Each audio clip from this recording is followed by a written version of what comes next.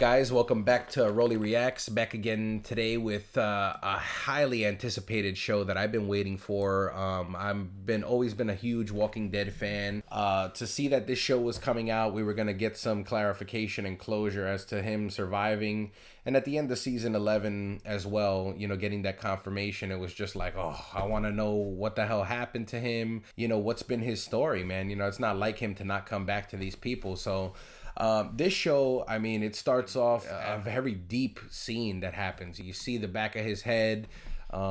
He's looking out a window. There's like a news broadcast, and you're like, what the hell? This place has like news and live television? Like, what the hell is that? But he's about to kill himself, man. He has a glass shard. He puts it up to his neck, and you see some tears rolling down his eyes, and he's just obviously unhappy at this place. And to go to that extreme, such a strong character that we've seen, such a great leader, and the fighting spirit that he has, to see him in this vulnerable state was just like, it makes him so human, but it's also like saddening, right? Like, why has he lost all hope? So I thought that intro was just phenomenal, right? It reels you in right off the bat. After that, we kind of go to a scene where he's with these people, I guess, that are running this facility or this place that he's staying at, and they take that saying literally, like, keeping their people there on a tight leash. They literally have these people on leashes. They're monitoring them, and they have them go out there, kill zombies, clean up the area, the surrounding areas of their facility and their place of living. And they have these guys on literal leashes. You know what I'm saying? Go out there, we'll give you your weapon, but you're going to be attached to us. And so Rick, in his clever way, he pretends like he drops the axe. And then he's like, oh, I'm sorry, I'm looking for my axe or whatever, blah, blah, blah. And he looks at his hand and the chain that the leash is connected to, and you're just like, oh shit, he ain't gonna do that, man. Or if this is really happening and he goes through with it, this has to be some type of dream sequence. I mean, you have to be nuts. But obviously he's desperate. He was gonna kill himself a moment ago, so you're just like, he might fucking do it. And he does it, man. He chops off that arm, and you're just like, I mean, I was just like, this is freaking crazy. Like, if you would have seen my facial expression, I thought I was recording the reaction to the episode, and I wasn't at the end, which is another freaking nightmare. At the end of it, I'm like, I didn't even record that reaction. Can't believe he went through with this. And then you start thinking like, yo, you didn't think this through at all, man. He's like leaking out a ton. And you're just like, he's gonna pass out for all the blood that he's losing. But luckily he finds one of those zombies still on fire. He puts the the stub there, and to seal it up and stop the bleeding. And you just it's just another moment of, oh my goodness, I can't believe like the pain that this man is enduring, right? He's about to pass out for losing so much blood, and now he just like elevated that crazy shit. But anyways, they get him, and then it goes to this cool dream sequence showing him and Michonne have some type of like romantic banter back and forth at a park, and flirtation, them meeting each other, and she's receptacle. This guy got game, I'm gonna give him a shot. So that was pretty cool. But just like I thought, it was like a little dream sequence. He wakes up, everything really happened, right? Him chopping his arm off wasn't a fake thing, wasn't something that he imagined or anything like that. He legit did that. And then you're like, oh my god, what are these people gonna freaking do?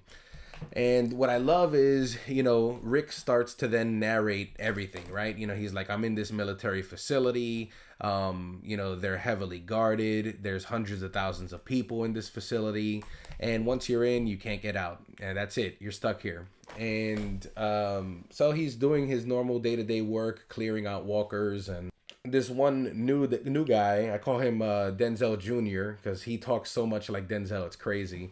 But Oka, he's like the militant leader there, and he sees something in Rick, right? He sees the persistence in him to try and continually escape. At this point, it's been 4 times he's tried to get out of this freaking place, and just sees the potential that Rick has, the leadership qualities that this guy Oka is looking for his like special ops team, the CRM.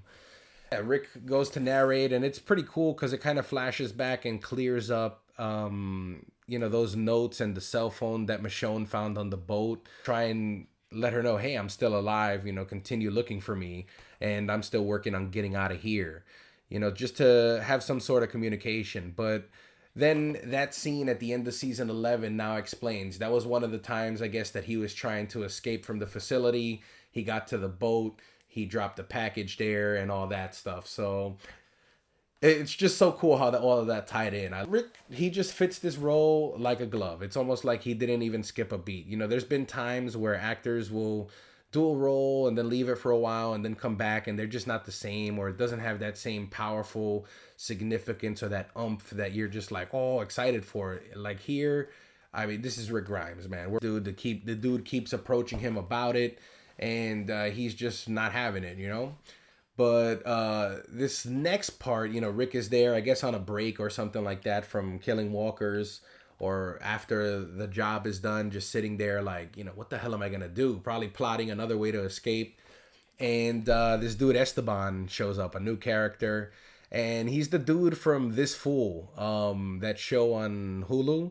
I love this guy. He's funny, he's charismatic, and then it also showed his range in this episode later on, where he kind of has, you know, some acting chops to have a more serious tone to him.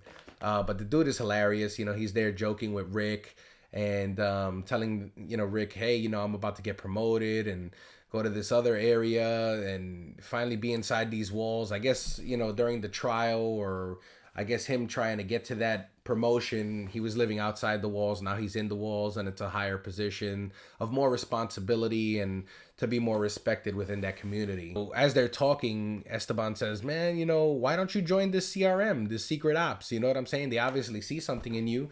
And if it's something that you don't want to do, I mean, at least you could try and escape while you're out there on one of those missions. And that just like the light bulb lights up in Rick's head, and he's just like, oh shit, like why didn't I think about that? Like, you know what I mean? Like I should have thought about that before.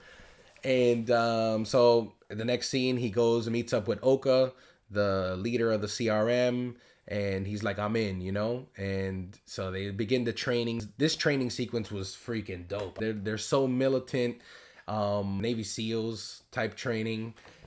But after that, Oka gathers Rick and this new chick. I didn't get her name, but he's telling them, look, you know, I saw something very significant. You guys definitely have something that we need to lead this community and to change the way we've been leading this community. It's time for us to have people that are able to think outside of the box and be monsters just like the monsters we're fighting. And he goes on to explain what an A and a B is. Rick is just like, yeah, whatever. You know, I'm not going to fucking listen to that shit. I know my chick is still out there and the kids, and I need to get back to them. So I'm going to do whatever the hell I got to do to get out of this place. And at that point, he comes up with a awesome ass plan, man. He freaking... he gets with Esteban. Esteban is now in the water treatment facility, so he kind of has like access to some restricted areas.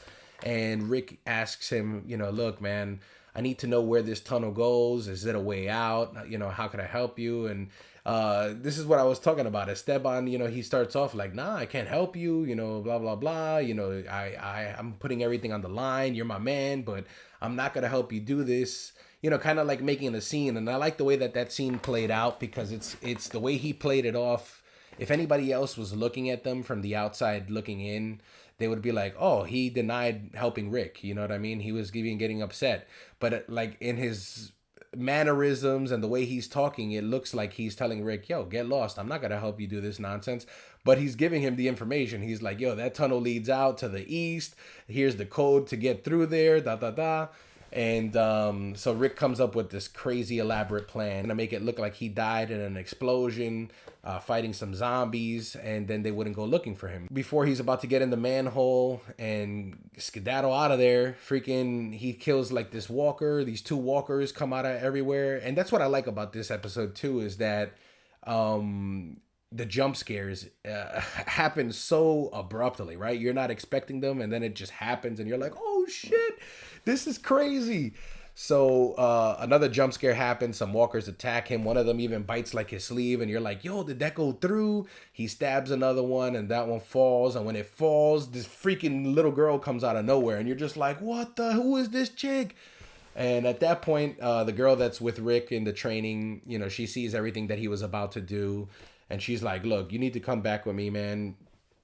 The dude, Oka, he knows a lot more stuff about you, and he's looked into like your background, and you've been reaching out to people on the outside, and so they're at danger now. Basically, is what she's telling him. And the next scene is badass, man. I mean, he shows up in Oka's room or den or whatever, and he confronts him. He's like, "What do you know about me? And what is she talking about that you know things about me?" And Oka releases everything. I know about Michonne. I know about, your kids, a crew, everything that you plan to do, and, the communication that you're doing through these letters and phones or whatever. And the dude has like a Denzel Washington speech there. It's so funny. He talks so much like Denzel Washington that it's like, what the hell? Is this guy related to Denzel? This guy also is very tactical. He's done a lot of crazy shit that he's had to forget and leave in the past and just look forward and really look at the good that he's doing, because of his strengths and skills and things that he could contribute to this community. This community has flourished, grown, and you got to give this your all, man. You know what I mean? Like, we've chosen you for a reason. You're doing good things. And it rolls on to the next scene where the girl that he's training with comes up to him and, kind of gives him an example of, that little girl that they found. She had to kind of like hide and see all the people that she loved and cared about die around her. And then she finally just lost hope as well. And she just walked out in there to basically kill herself, right, with the zombies and let them attack her. And Rick at that point, sees the similarities between him and that, little girl and the struggle that she had to go through. And now that she's also starting over, in a place where she probably will have purpose. And at that point, he writes his final letter to Michonne, basically saying, I've attempted to get back to you. I've attempted to do these things and I failed.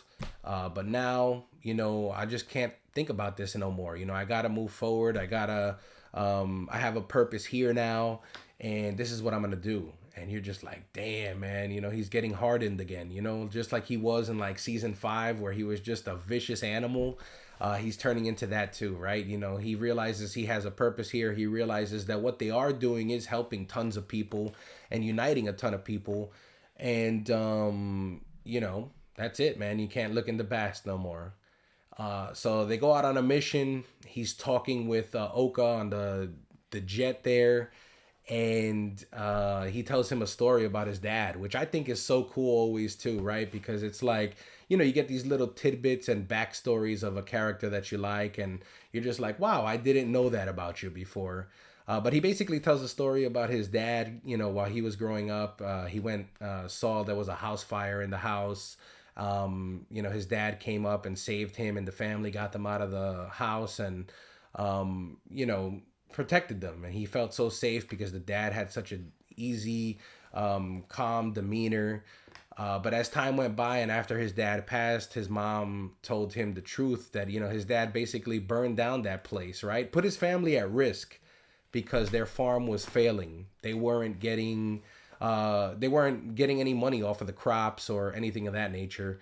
And the only solution the dad thought of at that moment was like, I'm going to burn this place down, get some insurance money, and rebuild for my family. You know what I mean? It's the only other option at this point. I have no other options. And it's just a beautiful story because it's like, it definitely shows you the lengths and extreme pivots that a parent would do, to fix their kid's life. So I thought that story was beautiful. And you're just like, damn, man, that was heavy, man. We start off heavy. It's coming towards the end of the episode. We're going to end on a heavy note. This is some heavy shit.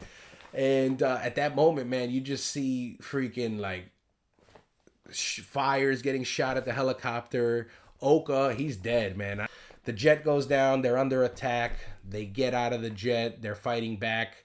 But these people are dropping bombs. Just boom, boom, boom. And Rick is on the floor. His whole squad is basically taken out. And you see boots and a tip of a blade. And you're like, oh, shit, it's Michonne. And sure enough, man, I mean, she kills the other two people. She flips Rick over, takes off his mask. It's Rick. Then you look up, the camera pans up, you see Michonne, and you're just like, holy shit, this is just I mean, excellent, man. It was just phenomenal, man. I mean, the tastefully done. I haven't been this excited after an episode, and I can't tell you how long, man. It was just the perfect pacing, the perfect storytelling, heavy topics. And if the rest of the season goes like this, I mean, this could be the best Walking Dead stuff since, I don't know, season 4, season 5, when it was at the tip top of its game, or 6 as well. I can't say enough about this episode. What did you guys think about the episode? I hope you loved it as much as I did, man. This was not to mention, there was also a trailer for the Daryl show, I guess season 2 of that, but it's called The Book of Carol. So Daryl and Carol.